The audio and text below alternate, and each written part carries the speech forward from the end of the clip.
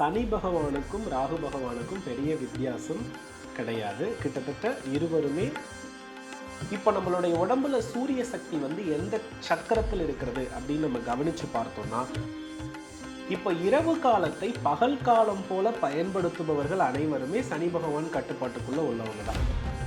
இப்போ மணிப்பூரக சக்கரம் அடி வாங்குறதுனால ஒரு மனுஷனுக்கு என்ன நடக்கும்னா, அதை தாண்டி அவங்க கிட்ட என்ன இருக்குன்னா வெறும் கோபம், வெட்டி கோபம் தான் இருக்கும். நிறைய பேர் ஹோட்டல் வாசல்ல இருந்து வாங்கி வந்து கார்ல உட்காந்து சாப்பிடுறது கூடாது. வெளியில வந்து நார்மலா ஒரு இடம் இருக்கு, அமைதியான இடம் இருக்குன்னா சாப்பிடுங்க, இல்லை ஹோட்டல்ல உள்ள போய் சாப்பிடுங்க. கார்ல எக்காரணத்தை முன்னிட்டும் இவங்க வந்து உலக தத்துவம் அறிந்து இந்த திருமண வாழ்க்கையே வேண்டாம், எனக்கு தகுந்த கணவர் யாருமே இல்லை. வாஸ்து விதிமுறை வகுப்பு 2026 வருகிற மார்ச் 25 முதல் 31 வரை 7 நாட்கள் ஜூம் ஆன்லைன் வாயிலாக நடைபெற இருக்கு. ஸ்கிரீன்ல தெரிகிற நம்பருக்கு கால் பண்ணி உடனே முன்பதிவு செய்து கொள்ளவும். நேயர்கள் அனைவருக்கும் வணக்கம். கடந்த பதிவில் வந்து ராகுவின் ஆக்கிரமிப்பு ஒரு வீட்டில் இருந்தால் என்ன மாதிரி அறிகுறிகள் இருக்கும், வாஸ்துப்படி என்ன மாதிரி பிரச்சனைகள் அனுபவிச்சிருப்பாங்க, அதே மாதிரி மெடிக்கலி அதாவது நோய்கள் எந்த மாதிரி தாக்கப்பட்டிருக்கும்னு சொல்லி ஒரு பெரிய விளக்க உரை கொடுத்து நிறைய பேர் ஆமாம் அப்படின்னு சொல்லியிருந்தீங்க. அதனுடைய தொடர்ச்சியாக இன்னைக்கு பார்த்தீங்கன்னா ஒரு வீடு அப்படிங்கிறது சனி அப்படின்னு ஒரு கிரகத்தினுடைய ஆக்கிரமிப்பில் இருந்தால் என்ன மாதிரி அறிகுறிகள் இருக்கும், அதை நம்ம எப்படி வெளியில் வரலாம், அதற்கான ஆலயங்கள் வழிபாடு என்ன பண்ணலாம், அதே மாதிரி வாஸ்துப்படி அதற்கான மாற்றங்கள் என்ன பண்ணலாம்னு சொல்லி நம்மளுடைய ஜோதிடர் மற்றும் பிரணவ வாஸ்து நிபுணர் டாக்டர் சிவகுருஜி சத்யசீலன் குருஜி அவர்களிடமிருந்து கேட்டு தெரிஞ்சுக்கலாம். குருஜி வணக்கம். ஸ்ரீ குருப்பியோ நமஹா, ஸ்ரீ மாத்ரே நமஹா, ஓம் அகத்தீசாயை நமஹா. இறையடியார்கள் அனைவருக்கும் அன்பான வணக்கங்கள். வணக்கம்மா. ராகு அப்படிங்கிற கிரகம் ஒரு வீட்டை ஆக்கிரமிச்சிருந்தா என்ன மாதிரி அறிகுறிகள் இருக்கும்னு சொல்லி லாஸ்ட் பதிவில் நீங்கள் சொல்லியிருந்தீங்க. நிறைய பேர் ஆமாம் அதற்கு என்ன பண்ணலான்ற மாதிரியும் கேட்டிருந்தாங்க. அடுத்த ஒரு பெரிய கிரகம்னு சொல்லக்கூடிய சனி பகவான் உடைய ஆக்கிரமிப்பு ஒரு வீட்டில் நிறைய இருக்குது அப்படிங்கிறதுக்கான அறிகுறி என்ன, வாஸ்து அமைப்பு என்ன, உடல் அளவில் அவங்க என்ன சக்கர ஆக்டிவேஷன் பண்ணும், இப்படி ஒரு முழுமையாக நேயர்களுக்காக. அதாவதுமா, பொதுவாக சனி பகவானுக்கும் ராகு பகவானுக்கும் பெரிய வித்தியாசம் கிடையாது. கிட்டத்தட்ட இருவருமே ஒரே நிலை எல்லையில் உள்ளவர்கள் தான். ஆனால் சனி பகவான் வீட்டை தொடர்பு படுத்துவதில் நிறைய மாற்றங்கள் இருக்கும். இப்போ சனி பகவான் வந்து பார்த்திங்கன்னா ஆளுமை செய்யக்கூடிய முதன்மையான விஷயங்கள் எது அப்படின்னா, நம்ம வீட்டினுடைய திரைச்சீலை, நம்ம வீட்டோடைய திரைச்சீலை, வீட்டோடைய பெட்டில் இருக்கக்கூடிய பெட்ஷீட், தலையணை உரை, நாம் பயன்படுத்தக்கூடிய துணிகள், இது அத்துணைகளிலுமே என்ன ஆகி இருக்கக்கூடாது அப்படின்னா அழுக்குகளோ அல்லது பல நாட்கள் வந்து பார்த்திங்கன்னா பல வருடங்கள் பல மாதங்களாக அதில் துப்புரவு செய்கிற விஷயங்களில் வந்து பார்த்திங்கன்னா பிரச்சனைகள் ஏற்பட்டது அப்படின்னா அந்த வீட்டில் வந்து சனி பகவான் தன் இருப்பிடமாக கொள்வார். பொதுவாக சனி பகவான் ஒரு இடத்தை ஆக்கிரமிப்பு பண்ணுறார் அப்படின்னாலே அந்த இடத்துல சூரிய சக்தி பாதிக்கப்படுதுன்னு அர்த்தம். சூரிய சக்தி அப்படின்னா அதற்கு என்ன பொருள் அப்படின்னு நம்ம எடுத்து கவனித்து பார்த்தோம்னா வெப்ப சக்தி அப்படின்றது அதற்கு அர்த்தம். இப்போ நம்மளுடைய உடம்புல சூரிய சக்தி வந்து எந்த சக்கரத்தில் இருக்கிறது அப்படின்னு நம்ம கவனித்து பார்த்தோம்னா மணிப்பூரக சக்கரம்னு சொல்கிறோம். இந்த மணிப்பூரக சக்கரம் தொடர்பு படுத்தப்பட்டு இருக்கக்கூடிய பொருள் எது அப்படின்னா கல்லீரல், பித்தப்பை, அதுக்கப்புறம் வந்து பார்த்திங்க அப்படின்னா நம்மளுடைய கணைய பகுதி, இது எல்லாமே வந்து பார்த்திங்கன்னா மணிப்பூரக சக்கரத்தோடு தொடர்புடையது. இந்த தொடர்பு யாருக்கு ஒருவருக்கு நோயாக இருக்கிறதோ அவர்கள் வீட்டில் ஏதோ ஒரு வடிவில் சனி பகவான் உள் நுழைந்திருக்கிறார் அப்படின்றது தான் அர்த்தம். இப்போ ஒரு சின்ன விஷயமா அப்படி ஸ்டெப் பை ஸ்டெப்பாக சொல்கிறேனே, சனி பகவானுக்கு எப்போதுமே வந்து எதிரி யாருன்னா சூரிய பகவான், அப்பாவே தான் அவருக்கு வந்து எதிரி. ஏன்னா பகல் காலம் அவருடையது, இரவு காலம் சனி பகவான் உடையது. இப்போ இரவு காலத்தை பகல் காலம் போல பயன்படுத்துபவர்கள் அனைவருமே சனி பகவான் கட்டுப்பாட்டுக்குள்ளே உள்ளவங்க தான். அது என்ன இரவு காலத்தை பகல் காலத்தை போல பயன்படுத்துகிறவங்க அப்படின்னா, குறிப்பிட்டு சொல்லணும்னா நமக்கு 8 மணி ஆகும் பொழுது நம்ம சிலர் என்ன பண்ணுவாங்கன்னா எழுந்திருப்பாங்க, சிலர் 11 மணிக்கு எழுந்து என்ன பண்ணுவாங்கன்னா சாப்பிடுவாங்க இல்லையா. நம்ம பகல் நேரத்தில் ரொம்ப ஹெவியாக சாப்பிடணும்னு ஆசைப்படுவோம், இரவு நேரத்தில் ஹெவியாக சாப்பிடணும்னு ஆசைப்படுறவங்க எல்லாம் சனி பகவானுடைய கட்டுப்பாட்டுக்குள்ளே உள்ளவங்க. இந்த மிட் நைட்ல போய் நிறைய பேர் பிரியாணி சாப்பிட்றதுலேருந்து ஜங்க் ஃப்ரூட் சாப்பிட்றதுலேருந்து எல்லாமே சனி பகவானுடைய கண்ட்ரோல். இவங்களுடைய முடிவுகள், இவங்க ஒரு விஷயத்தை பிளான் பண்ணுறது, இது எல்லாமே நைட்டில் அப்படியே ரொம்ப பர்ஃபெக்டாக இருக்கும். இவங்க ரொம்ப ஆக்டிவாக இருக்கிறதும் சந்தோஷமாக பேசுகிறதும் இரவு நேரமாகத்தான் இருக்கும். பகல் நேரத்தில் அதுக்கு அப்படியே ஆப்போசிட் ஆகிடுவாங்க. என்ன அப்படின்னா அதே திரைச்சீலை மூடப்பட்டிருக்கும், கதவு சாத்தப்பட்டிருக்கும், கட்டிலில் படுத்து உறங்கி கொண்டிருப்பார்கள். அப்போது பகல் நேரத்தில் இவங்களால என்ன பண்ண முடியாதுன்னா தன்னுடைய அறிவை செயல்படுத்த முடியாது. இரவு நேரத்தில் கற்பனை உலகில் மட்டும் செய்ய முடியாததை செய்தது போலவே பேசி கொண்டிருக்கிறது தான் இந்த சனி பகவானுடைய மெயின் கேரக்டர். குறிப்பாக சொல்லணும்னா இந்த மணிப்பூரக சக்கரத்திற்குரிய உறுப்புகளான கல்லீரல் வந்து 8 மணிக்கு மேல் ஓய்வு. இந்த 8 மணிக்கு மேல் ஓய்வு எடுக்கக்கூடிய விஷயத்தை நம்ம உணவின் மூலமாக யாரெல்லாம் அதிகம் செயல்படுத்துகிறார்களோ இவங்களுக்கு மணிப்பூரக சக்கரம் அடி வாங்குதுன்னு அர்த்தம். இப்போ மணிப்பூரக சக்கரம் அடி வாங்குறதுனால ஒரு மனுஷனுக்கு என்ன நடக்கும்னா அதுக்கு பேர் தான் தாழ்வு மனப்பான்மை. இவர்கள் தான் மனிதர்களோடு ஒத்தே போக மாட்டார்கள். இவங்க மணிப்பூரக சக்கரம் வீக்காக இருக்கவங்க தான் 2 நாள் குளிக்க மாட்டாங்க, 2 நாள் பல் தேய்க்க மாட்டாங்க. அதே போல் வந்து பார்த்தீங்கன்னா தன்னைத்தானே நிறைய தாழ்த்தி கொள்வார்கள். ரொம்ப தாழ்த்திக்கிற மனநிலை எல்லாமே மணிப்பூரக சக்கரம் வீக்காக இருக்கவங்களுக்கு தான் இருக்கும். அதே மாதிரி வந்து பார்த்தீங்கன்னா எப்போ பேசினாலும் அவங்க கிட்ட வந்து ஒரு வெறுப்பு தான் இருக்கும். அவங்கள சுற்றி எப்பொழுதுமே வந்து அழுக்கு மூட்டைகள், ஒரு ஆர்கனைஸ்டு இல்லாத மைண்ட் செட். அவங்க ரூமுக்குள்ளே திறந்தாலே ஒரு ஆர்கனைஸ்டான எந்த ஒரு விஷயத்தையுமே நம்ம என்ன பண்ண முடியாதுன்னா பார்க்க முடியாது. பேச்சு மட்டும் எப்படி இருக்குன்னா தன் பக்கம் நியாயம் இருப்பது போன்ற நிறைய என்ன பண்ணுவாங்கன்னா பேசிக்கிட்டே இருப்பாங்க. அதை தாண்டி அவங்க கிட்ட என்ன இருக்குன்னா வெறும் கோபம், வெட்டி கோபம் தான் இருக்கும். மணிப்பூரகம் வந்து கெட்டு போனவங்க கிட்ட. இதனால இவர்கள் யாரோடையுமே என்ன பண்ண மாட்டாங்கன்னா ஒத்தே போக மாட்டார்கள். அடிக்கடி இவர்கள் வந்து பார்த்தீங்கன்னா இந்த வயிறு பிரச்சனைகள், இடுப்பு பிடிச்சிடுச்சு, தசைகளில் வந்து பிடிப்பு இருக்கிறது, இது போன்ற உபாதைகளால் இந்த சனிக்காரகத்துவம் பாதிக்கப்பட்டவர்கள் இருந்து கொண்டே இருப்பார்கள். இவங்க உடைகளில் எப்போதுமே ஒரு நேர்த்தியான அயனிங்கே இருக்காது. எப்போதுமே அவங்க வந்து ஒரு மாதிரி சுருங்கிய ஆடைகளை தான் என்ன பண்ணுவாங்கன்னா பயன்படுத்துவாங்க. இளம் வயதிலேயே முதிர்ந்த தோற்றம் இருக்கும், பற்களில் அதிக கரைப்படிதல். அதே போல் வந்து பார்த்தீங்கன்னா சனிக்காரகத்துவம் வந்து ரொம்ப அதிகமாக இருப்பாங்க. மீச முடி ஏதோ ஒரு வழியில் பல்ல பட்டுக்கிட்டே இருக்கும், அதை கடிச்சிக்கிட்டே இருப்பாங்க.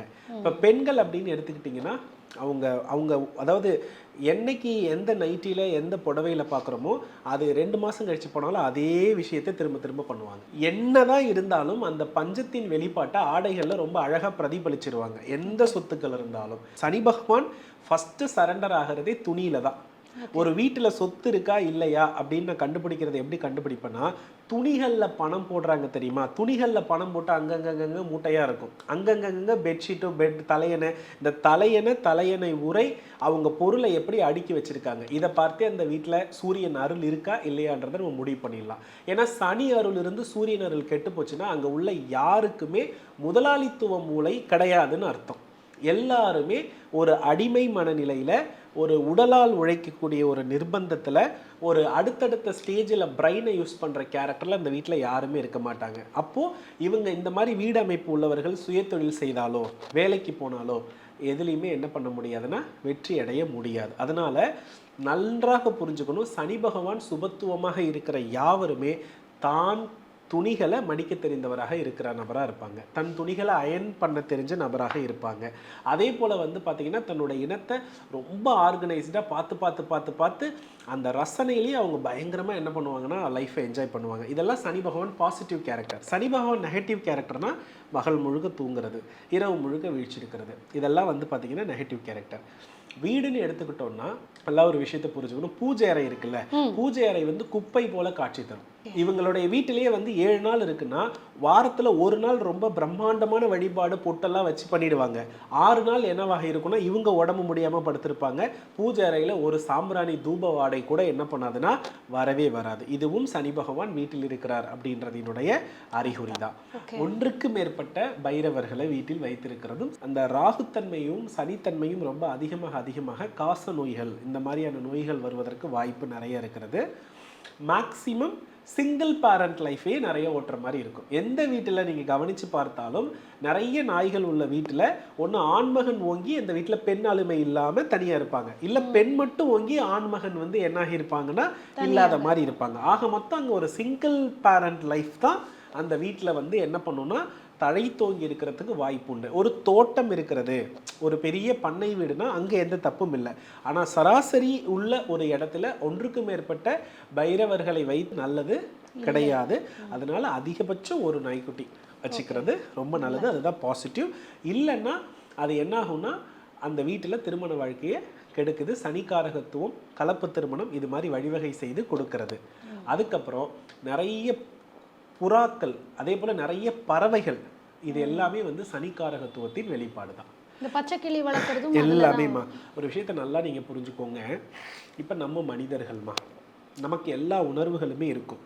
இப்போ நமக்கு பசிக்குது, பசிக்கிற மாதிரி தான் நமக்கு எல்லா உணர்வுகளுமே. ஒரு திருமணத்திலிருந்து தாம்பத்தியத்திலிருந்து எல்லாமே ஒரு மனிதன் இந்த உணர்வுகள்லாம் நம்மளால் என்ன பண்ண முடியாதுன்னா இறைவன் கொடுத்தது கட்டுப்படுத்த முடியாத ஒரு நிலைகள். அந்தந்த காலகட்டத்திற்கு அந்தந்த விஷயத்தை அமைச்சு வைக்கணும் தான் இதெல்லாம் நம்ம முன்னோர்கள் வந்து பார்த்திங்கன்னா நமக்கு நிறைய வழிமுறைகள் வந்து என்ன பண்ணியிருக்காங்கன்னா சொல்லியிருக்காங்க. இப்போது ஒரு சுதந்திரமான வாழ்க்கை வாழக்கூடிய பறவைகளை இப்போ ஒரு வீட்டில் ஒரு நாய்க்குட்டியை நீங்கள் வளர்க்குறீங்கன்னா அதற்குரிய விஷயம், அதற்கு தேவையான காலகட்டத்தில் தேவையான உபசரிப்பு, அதற்கு தேவையான இணை சேரக்கூடிய காலகட்டத்தில் அதை நம்ம வந்து செயல்படுத்தி வைக்கிறது, இது எல்லாம் கரெக்டாக பண்ணணும். இவங்க என்ன பண்ணுறாங்கன்னா தான் வீட்டில் ஒரு பெட்டாக இருக்கணுன்றதுக்காக உடனே அதை ஆப்ரேஷன் பண்ணிடுறாங்க. இது வந்து சனிக்காரகத்துவத்தை வெளிப்படுத்திடும். இதை விட ஒரு உச்சகரமாக வேறு எதுவுமே இல்லை. நீங்கள் ஒரு பறவையை அடைத்து அதோடைய வாழ்வியலை கெடுக்கிறது ஒன்று தான், ஒரு குடும்பத்தை பிரித்து வைக்கிறது ஒன்று தான். அதனால் எப்போதுமே நான் வந்து இந்த பறவைகள் பெட்ஸு இப்படிலாம் இருக்குன்னா அதற்குரிய தேவைகளையும் அதற்குரிய உணர்வுகளையும் நீங்கள் மதித்து செயல்படுத்துகிறதா இருந்தால் செயல்படுத்துங்க. இல்லைன்னா நீங்கள் யாரும் பெட்ஸ் எல்லாம் என்ன பண்ணாதீங்கன்னா வளர்க்காதீர்கள் அப்படின்னு என்ன பண்ணிவிடுவோம் சொல்லிடுவேன். இதில் நாய்க்குட்டி பூனைக்குட்டி இதெல்லாம் கடந்து வீட்டில் யார் வந்து பறவைகள் நிறைய வைத்திருக்கிறார்களோ இவர்கள் வீட்டில் சனிக்காரகத்துவம் ஓங்கி இருக்கிறது என்பது மட்டும்தான் பொருள். இந்த வீட்டில் இருக்கிற ஆண் கண்டிப்பாக ஏதோ ஒரு வகையில் ஒரு கெட்ட பேரோடு சிக்கி தவிச்சுக்கிட்டே தான் இருக்கார். அவர்கிட்ட ஒரு நல்ல நடத்தை அப்படின்றது என்ன வகையில்னா பாசிட்டிவாக இல்லை. அதனால ரெண்டாவது நிறைய வட்டிக்கு கடன் வாங்க வேண்டிய நிர்பந்தம் இந்த வீட்டில் ஏற்படுகிறது. அதனால் பறவைகளை தயவு செய்து அடைத்து வைத்து வீட்டில் வளர்க்க வேண்டாம், அது நல்லது இல்லை அப்படின்றத இந்த இடத்துல நான் தெளிவாக சொல்லிக்கிறேன். இதெல்லாம் சனிக்காரகத்தோடைய மெயினான விஷயமா. சனி இருக்கிற ஈஸியான வேலை சொல்லிடுறேன். திரைச்சீலை, நம்ம யூஸ் பண்ணுற காலுக்கு போடக்கூடிய மிதி அடி, இரும்பு பொருள், பழைய பொருள், துருப்பிடித்த பொருள், அதே போல் வந்து சுவரில் இருக்கக்கூடிய அழுக்குகள், இது எதுவுமே இல்லாமல் பார்த்துக்கோங்க. அதே போல் வீட்டில் வந்து எந்த விதமான மின் விளக்குகளும் என்ன இருக்கக்கூடாதுன்னா பாதிக்கப்பட்டு வயரு தொங்கி லைட்டு ஃபியூஸ் போகி அது அப்படியே பல நாள் என்ன பண்ணக்கூடாதுன்னா கண்டுக்காமல் இருக்கக்கூடாது.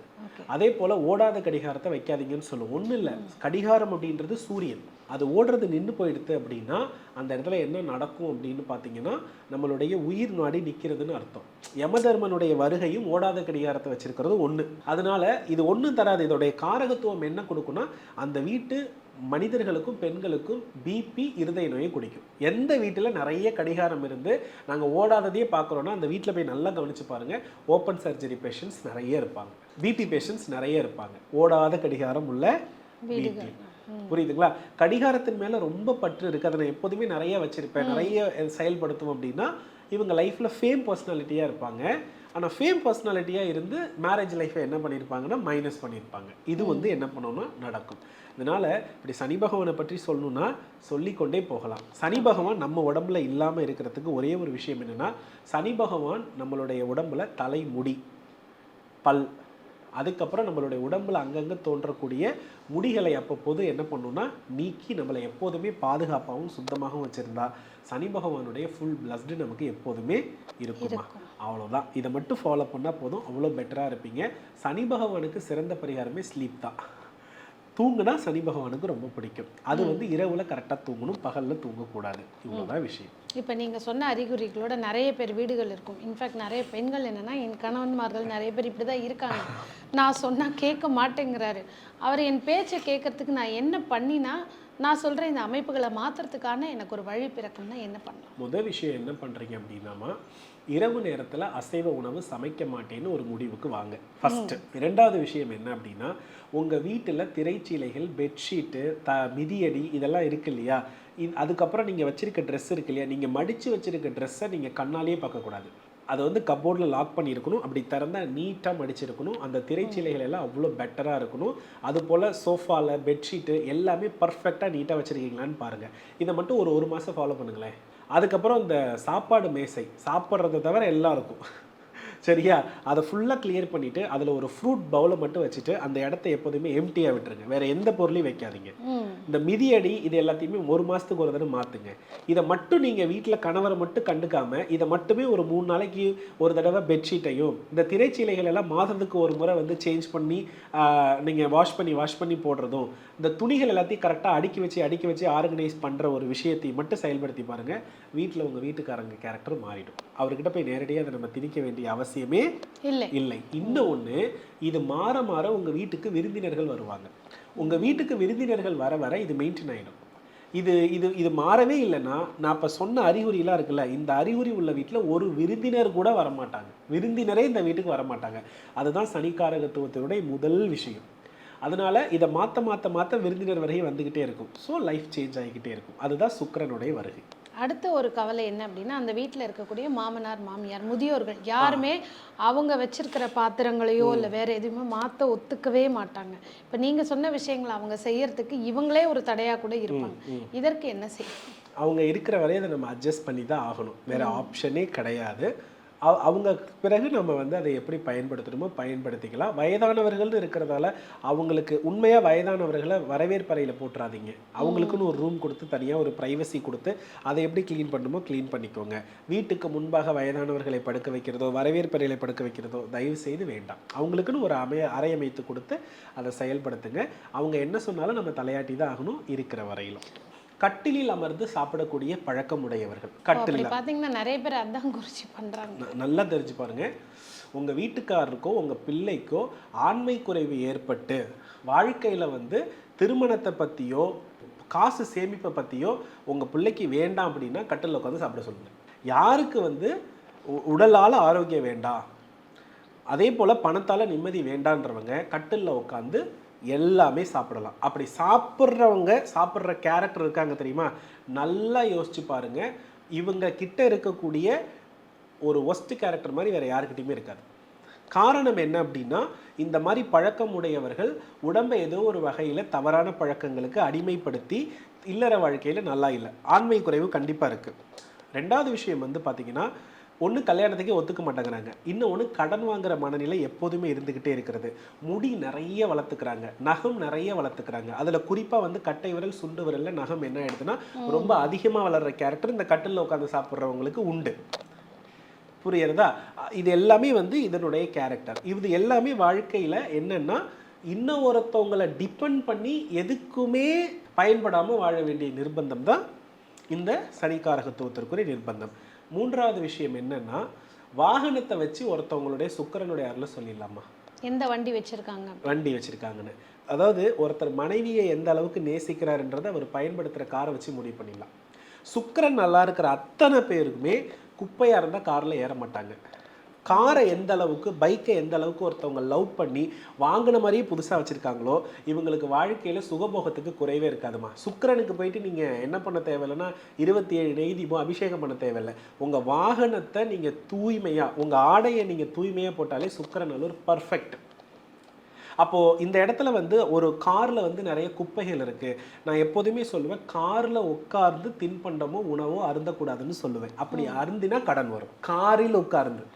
காரில் உட்கார்ந்து தின்பண்டம் சாப்பிடக்கூடாது, உணவு சாப்பிடக்கூடாது. சாப்பிட்டால் அந்த எந்த ட்ரிப்பு நீங்கள் போனீங்களோ அடுத்த ட்ரிப்பு உங்களுக்கு ஒரு கடனை ஏற்படுத்தும். நிறைய பேர் ஹோட்டல் வாசல்ல இருந்து வாங்கின்னு வந்து காரில் உட்காந்து சாப்பிட்றது கூடாது. வெளியில் வந்து நார்மலாக ஒரு இடம் இருக்குது, அமைதியான இடம் இருக்குன்னா சாப்பிடுங்க, இல்லை ஹோட்டலில் உள்ள போய் சாப்பிடுங்க. காரில் எக்காரணத்தை முன்னிட்டும் உணவு பழக்க வழக்கத்தை செயல்படுத்தினால் நீங்கள் எந்த செயலுக்காக போகிறீங்களோ அந்த செயல் காரிய தடை ஆகும். இதை நீங்கள் அனுபவத்தில் எழுதி வச்சுக்கோங்க. இந்த டூர் போகிறப்ப ஸ்நாக்ஸ் சாப்பிட்டு போகிறது இது எல்லாமே வந்து சந்தோஷத்தை மையப்படுத்திய விஷயங்கள். இதெல்லாம் நம்ம என்ன பண்ணிடலாம்னா விட்டுறலாம். ஆனால் ஒரு தன்னுடைய அன்றாட வாழ்வியல் முறையில், அன்றாட தேவைகளில், ஒரு முக்கியமான விஷயங்களுக்கு போகக்கூடிய நேரத்தில் இந்த தவறுகளை என்ன பண்ணக்கூடாதுன்னா செய்யவே கூடாது. இதுவும் சனிக்காரகத்துவத்திற்கு உட்பட்டது தான். அதுபோல் நெளிந்த வளைந்த பாத்திரங்களை என்ன பண்ணக்கூடாதுன்னா பயன்படுத்தக்கூடாது. இதுவும் சனிக்காரகத்துவம். நிறைய பேர் என்ன பண்ணிடுவாங்கன்னா, தன் வீட்டில் வந்து கட்டுமான பொருள் வந்து மீதி அதிகமாக இருக்கும். இதை என்ன பண்ணுவாங்கன்னா, ஸ்டோர் ரூம் அப்படின்ற பெயரில் ஒரு ரூமை உருவாக்கி அதில் அந்த ரீப்பர், அந்த கம்பி, அது எல்லாத்தையுமே என்ன பண்ணுவாங்கன்னா ஸ்டோர் பண்ணி நாளைக்கு ஒரு வீடு கட்டினா யூஸ் ஆகும்னு வச்சுருப்பாங்க. உறுதியாக சொல்கிறேன், நீங்கள்லாம் கடன் சுமையிலிருந்து வெளியவே வரவே முடியாது. இந்த ஸ்டோர் ரூம் அப்படின்றது பேர் என்னென்னா, தானியங்களையும் நம்ம பயன்படுத்தக்கூடிய பொருளையும் நம்மக்கிட்ட இருக்கக்கூடிய விலை உயர்ந்த பித்தளை, வெண்கலம், வெள்ளி இந்த மாதிரி பொருளை தானியங்களோடு சேர்த்து வைக்கிறது பேர் தான் ஸ்டோர் ரூம். அதுதான் குபேர நிதி உள்ளது. இவங்கெல்லாம் பழைய இரும்பு துருப்பிடிச்சது, டைல்ஸு, செங்கல் இதெல்லாம் கொண்டு போய் ஸ்டோர் ரூம்ன்ற பேரில் வைக்கும் பொழுது அந்த வீடே சூரிய சக்தியை இழந்துடுது. இந்த வீட்டிலேயே என்ன பண்ண முடியாதுன்னா ஒரு முன்னேற்றத்தை பார்க்கவே முடியாது. அதுக்கப்புறம் 4வது விஷயம் என்னன்னா, மூலிகை செடிகளை அதிகமாக பராமரித்தல். வீட்டில் இந்த புதினா, துளசி இந்த மாதிரி அதை தாண்டி வந்து நிறைய என்ன பண்ணுவாங்கன்னா, பூக்காத தாவரங்கள்லாம் மூலிகைன்னு நம்ம சொல்லுவோம் இல்லையா. இப்போ நம்ம கற்றாழை எடுத்துக்கலாம். அதே போல் வந்து பார்த்தீங்கன்னா இந்த அதாவது ஒரு உடல் உபாதைக்குன்னு பயன்படுத்துகிற இந்த மூலிகையில் இந்த மருத்துவ குணம் இருக்குது, இந்த மூலிகையில் முடக்கத்தான் கீரை, இந்த மாதிரி மூலிகைகளை மட்டுமே மையப்படுத்தி ஒரு வீட்டு தலைவன் இருந்தால் அவர்கள் பெண்ணுடைய திருமண வாழ்க்கையில் கேள்விக்குறி.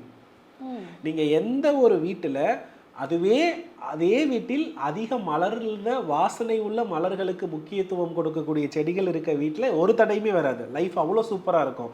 ஆனால் மூலிகை செடிகளுக்கு வீட்டில் முக்கியத்துவம் கொடுத்து பராமரிக்கிற எந்த ஒரு வீட்டிலும் அவர்களுடைய வாரிசுகளுடைய திருமண வாழ்க்கை கேள்விக்குறிதான். நான் எப்போதுமே என்ன பண்ண மாட்டேன்னா, துளசியை தவிர வேற எந்த மூலிகைகளையும் நான் வீட்டில் வந்து வளர்க்க சொல்ல வைக்கவே மாட்டேன்.